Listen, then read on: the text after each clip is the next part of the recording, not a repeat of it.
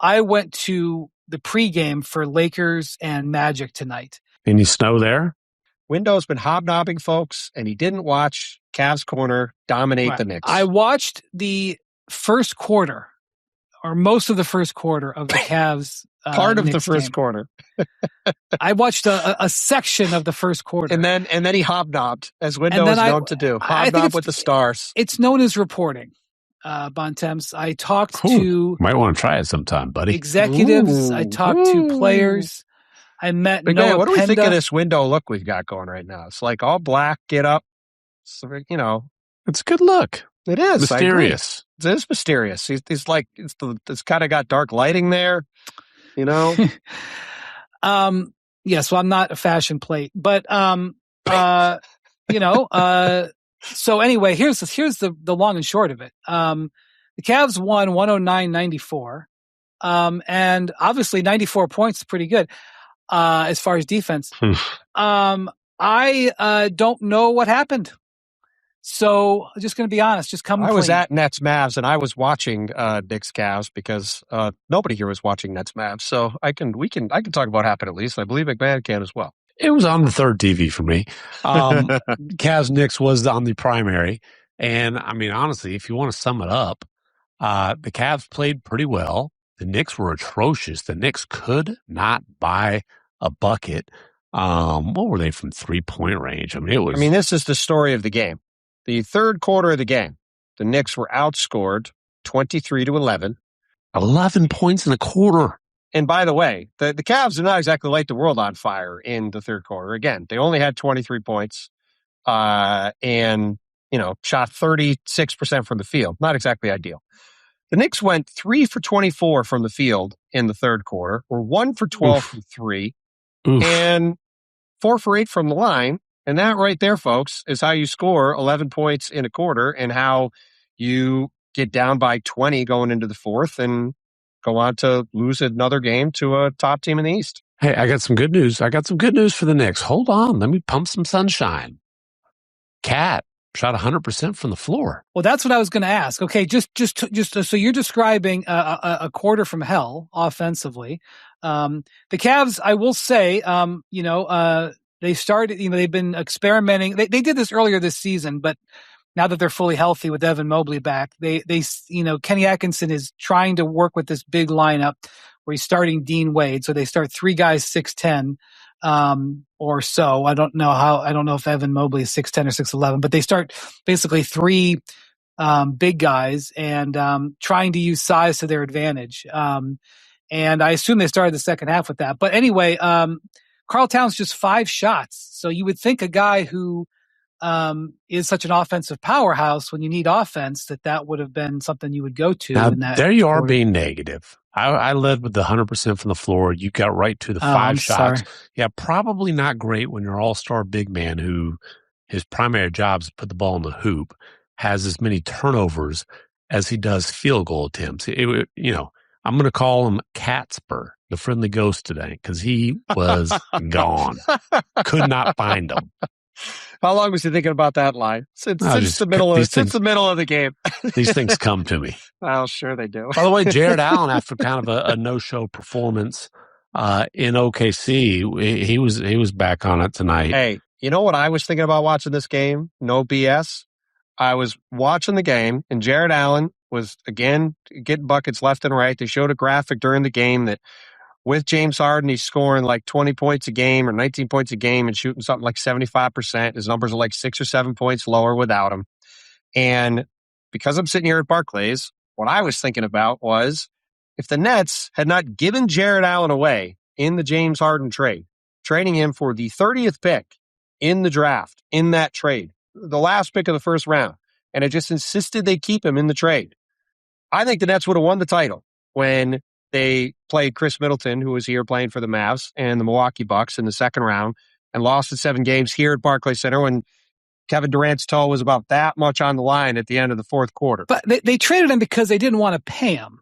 Well, they traded him because they allegedly needed to get another first-round pick in the deal, and so they used Jared Allen to get one. I'm just saying. Right, but that was part of it, right? They had Harden Harden, Kevin Durant, and Kyrie Irving, they couldn't afford another $100 million player. I mean, I think they could have afforded to have Jared Allen on they could have afforded to have Jared Allen on the team. They're owned by a guy who's worth plenty of money. They chose to trade. Well, there was also the whole, before that, when what helped shorten Kenny Atkinson's run there was the whole, we got to play DeAndre Jordan over Jared Allen, despite the fact that DeAndre was not exactly in his prime, and Jared Allen was an ascending quality starting big at the time. So that was great. Now, to DeAndre's credit, he's in the Pelicans starting lineup. Derek Queen is not right now. That's a whole nother story. But that was part of the whole Jared Allen story in Brooklyn.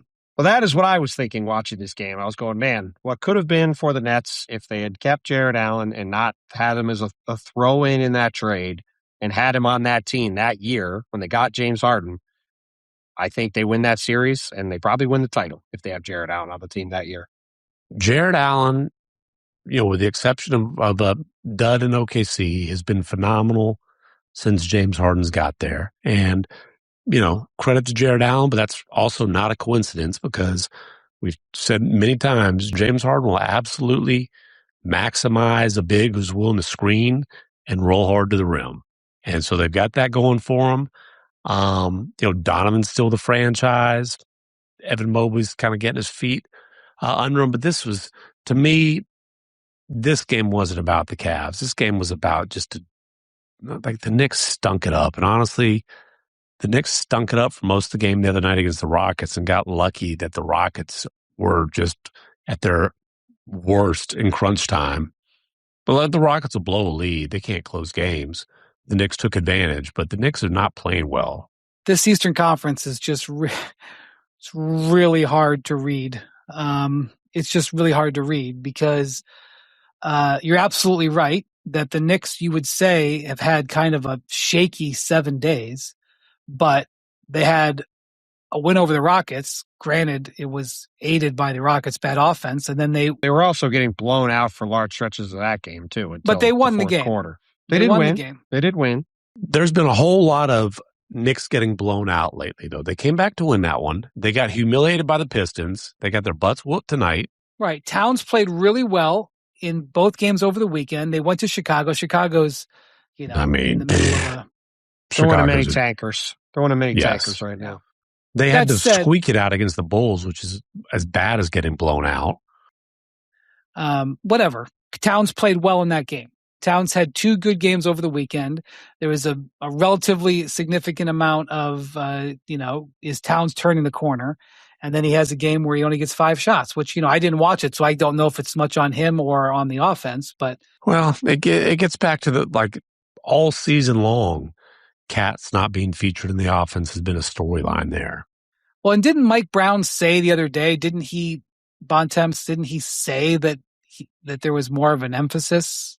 Like he was trying to. I mean, look, this was a couple points. This was a close game at halftime, and the Knicks went 1 for 12 from 3 in the third quarter. They had a horrendous third quarter, or it was a 5-point game at halftime. Whatever. They were right there in the first half. They had a horrific third quarter and missed a ton of shots. This game, losing this game on the road to Cleveland to me is not like the loss they had to the Pistons without Jalen Duren and Isaiah Stewart the other day at the Garden when they'd already lost to them twice in bad fashion. That was a bad loss. This was just they had a bad quarter and they lost today. But in a game where the other 4 starters combined to go 18 of 56 from the floor, I would like Cat to get more than 5 shots. He needs to be more aggressive. They need to find ways to get him shots. Brunson had a big time dud tonight. They're not going to win a whole lot of games when Brunson goes 6-19. But I don't know. The Knicks are a frustrating team. All right. Well, a couple of notes on the Cavs. James Harden generally has been doing really well there, but he's not getting free throws, McMahon. I think he's averaging 4 free throws a game with the Cavs. He had no free throws tonight, but that said, he did have a number of assists. Donovan Mitchell had 2 30-point games in the Garden, and the Cavs lost both those games earlier this season with not as much extra help. Now that he's got a fully built out team, he goes 5 of 18 tonight. He does get 7 times to 14 free throws, 7 fouls. Yeah, I was going to say a game after he didn't hesitate to agree to a leading question about whether OKC hacks a lot and gets away with it. Yes, well, the Cavs were one of a number of teams that, over the last few years has said that, Oklahoma City, is very aggressive and fouls a lot, but, that going into the game. So it's, also, Jalen Tyson, who has lost some minutes recently as the Cavs got fully healthy and made these trades. I think it was something that the Cavs were trying to do was to get him going again. He obviously has been one of the big stories for them. He got 27 minutes tonight. He had 12 points and 8 rebounds, a steal and a block. And the 8 rebounds especially important because the Cavs didn't have great rebounding in Oklahoma City the other day. So, I can't offer anything more. So I'll watch it here in a little bit and be ready for television.